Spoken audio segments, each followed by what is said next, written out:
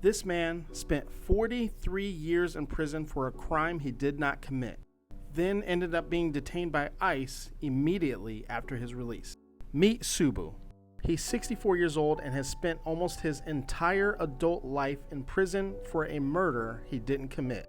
His conviction was vacated once it was discovered that prosecutors had concealed evidence that would have dismantled the state's case. But then he was detained by ICE on a decades-old deportation order.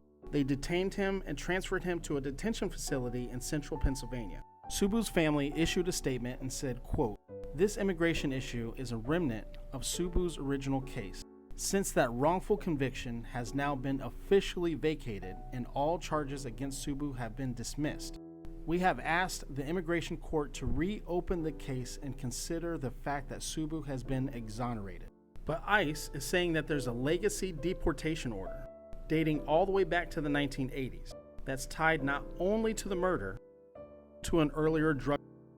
Even though that conviction served its own immigration consequences, Subu, who was born in India but arrived in the States when he was only 9 months old, was never deported because he was serving a life sentence. And now that he's been exonerated, ICE has now revived the order. Let me know your thoughts in the comments and be sure to follow for more updates.